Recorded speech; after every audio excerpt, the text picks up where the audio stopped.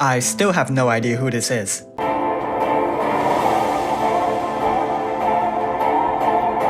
Zenaida has come out of nowhere and quickly asked us to hand over our lapis. And honestly, I can't really say she's not worth it. Her Trustmaster reward, Graceful Footwork, is a materia that increases the unit's attack by 60% and gives a weak killer against beasts, humans, dragons, and stone monsters.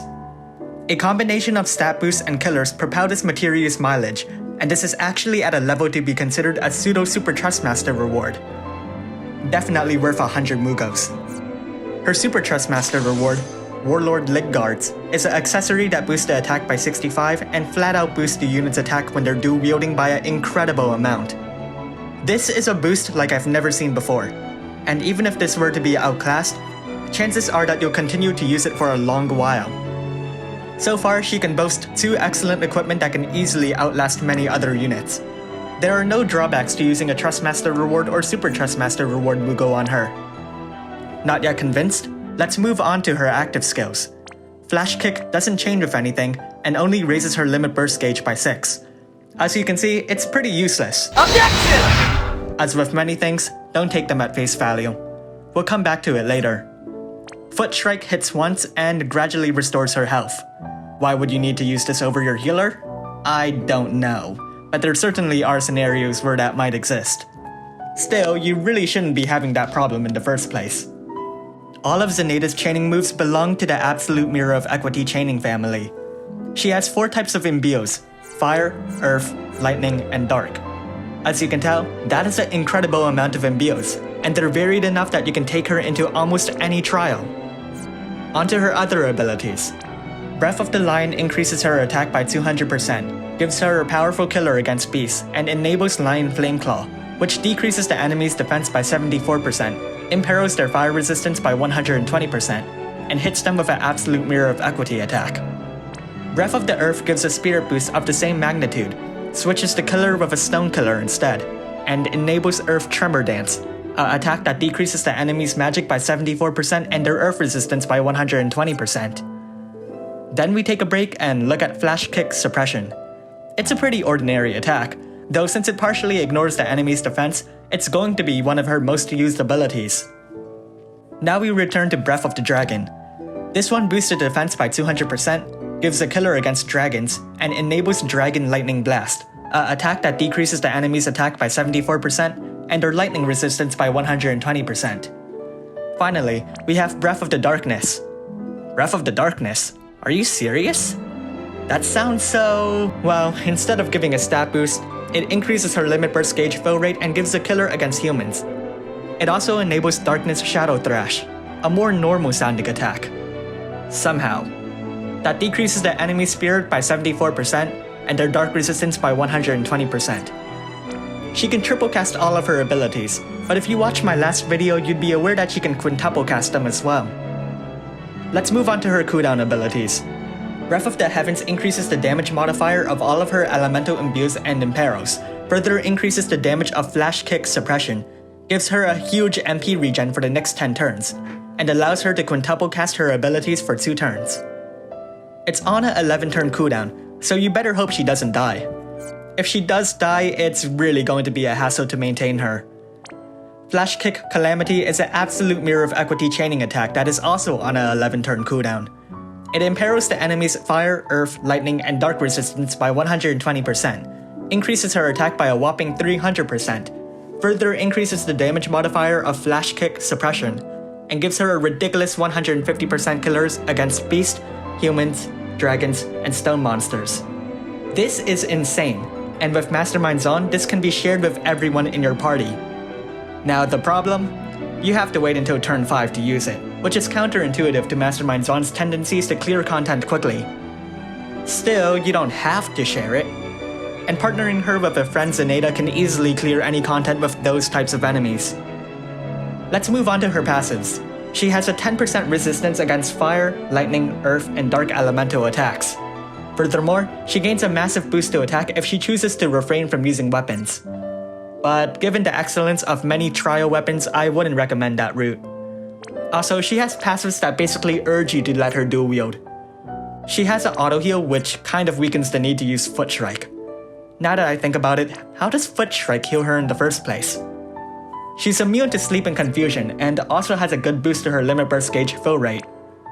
She actually already has an innate 125% killer against beasts, humans, dragons, and stone monsters. She doesn't have a guts buff though. That's kind of odd considering how much potential is lost if Zenaida dies. Let's go back and talk about one of her first moves, Flash Kick. It's pretty weak, doesn't gain any significant boost in damage, and only increases the limit burst gauge by a relatively small amount. But you see, her limit burst gauge is extremely important. Infinity Kicks has a high base damage modifier and partially ignores the enemy's defense on top of that. Furthermore, it lets her quintuple cast her abilities and unlocks all of her elemental imperos for an additional turn. This is an extremely important component to her rotation, and the fact that the limit burst is extremely strong itself actually makes it an improved version of Advent Children Cloud's limit burst damage. Now let's create a rotation for her. While I was doing the math, it occurred to me that her limit burst could actually make her into a much better finisher than Cloud ever would be. On the other hand, her ability to quintuple cast gave her a lot of potential to ramp up the number of absolute mirror of equity chains. So which route to take? In terms of damage, the finisher is the clear way to go, but as a chainer she can boost the damage of other units that specialize in facing different types of enemies, like Flame of Rebirth Jake. So I decided to give you a rotation for both. No matter what, her startup abilities will remain the same. Use Breath of the Heavens, use Breath of the Lion because it also boosts her attack, throw in Breath of the Darkness because of its nifty limit burst gauge fill rate boost. Make sure you choose the element, and then use Flash Kick Suppression. If you have another limit burst gauge boost ability that's on par with hers, you don't have to use Breath of the Darkness. The same goes if you have the ability to boost her attack as well. You can choose to replace those abilities with whichever imbue you wish, and use the increased amount of Flash Kick Suppression for more damage. From here on out, I'll use her as a chainer. Use whichever Impero you previously enabled. I recommend the fire one if it's available since it decreases the enemy's defense, but if you have a better breaker that doesn't really matter. After that, use Flash Kick Suppression 4 times. If you plan to use a better break, then make sure to apply it after she uses her first attack so it's not overwritten. Then, at this point, use her limit burst if it's available. It's actually rather significant since it boosts the damage of her further abilities. On the 4th turn, use the imbue and use Flash Kick Suppression 4 times. On the 5th turn, use Flash Kick Calamity and chain Flash Kick Suppression. On the 6th turn, make use of the buffs from Flash Kick Calamity and use her limit burst. On the 7th turn, you can quintuple cast Flash Kick Suppression, as none of the buffs should have worn off at this point. But on the 8th turn, you're going to have to use an imbue, use an Impero, and continue the chain. On the 9th turn, you should use her limit burst again to get her quintuple cast back online. And on the 10th turn, use Flash Kick Suppression 5 times. On the 11th turn, recast her killer ability as it has worn off at this point and continue the chain with Flash Kick Suppression. As you continue, make sure to reapply all of her buffs before they've worn off, so you can raise the damage potential of her limit burst and the rest of her attacks when the time is right. It's going to be confusing, given the fact that her Imperos, imbues, and buffs don't stay up for the same amount of turns. But I suppose that's the price you have to pay when you decide to use her. Now let's use her as a finisher. The first turn will be the same. Use Breath of the Heavens, boost her attack with Breath of the Lion, increase her limit burst gauge fill rate with Breath of the Darkness, be absolutely sure to choose an element, and then use Flash Kick Suppression. On turn 2, I'm going to change this up a bit. Make sure to use her Impero, and use as many Flash Kicks as you need to fill up her limit burst gauge.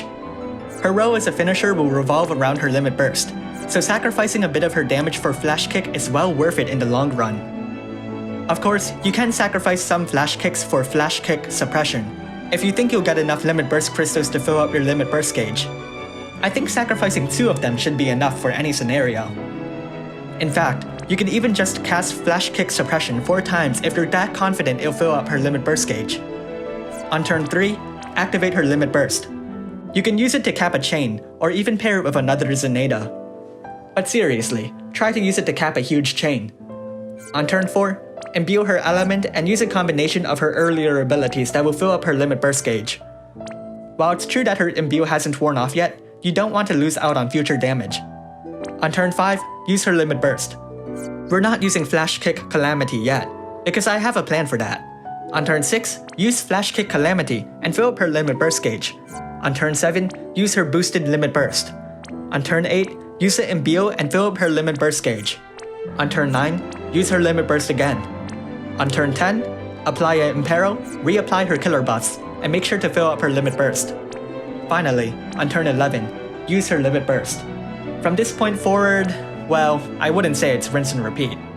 To use her as a finisher, you'll want to keep some things in mind. 1. Use her limit burst as much as you can. 2. Make sure her buffs remain during the turns you plan to use her limit burst. While it's extremely safe to use all of her buffs every time before you cast her limit burst, it's pretty hindering. 3. Have a good idea as to who your teammates are. If they can help fill up the limit burst gauge, then you don't have to use Flash Kick that often and can replace it with Flash Kick Suppression. All in all, Zenaida is convoluted, but at the same time, if you can use her well, she will excel. Did that rhyme?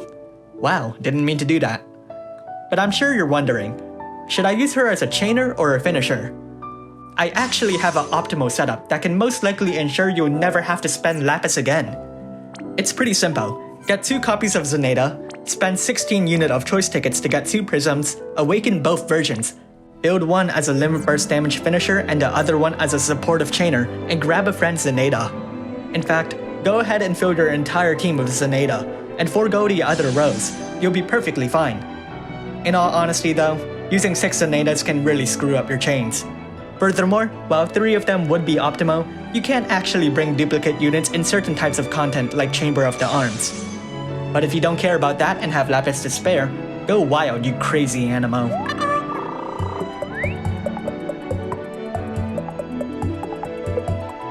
On another note, you can actually use any other absolute Mirror of Equity partners to chain with her. Just make sure to line up their chaining attacks and you'll be perfectly fine. Don't bother trying to chain their limit burst though. Many players will find it best to just use her as a sole finisher most of the time, and use 2 other more conventional chainers, like literally any other absolute Mirror of Equity unit. I'm not going to try to get her because I can't. I ended up using all my tickets to get Vaughn. I don't regret it since I was fully committed to that in the first place. On the other hand, I regret not listening to my own advice and ignoring the 11 Rainbow Summon down here. What a waste of Lapis. Definitely should have listened to my own advice. Hopefully you'll do the same, though I'd appreciate it if you take the time to ruminate upon it and make your own decision. After all, my account isn't your account, and yours definitely isn't mine. Thanks for watching, and if you like this video, make sure to leave a like and subscribe. Comment below if you get Zenaida, or tell me if you plan to save for Neo Visions. It seems like it's going to come very soon, and by that time, Zenaida will be far surpassed as a damage dealer. But of course, if you only save for the next meta-breaking thing, you may as well never spend any Lapis at all.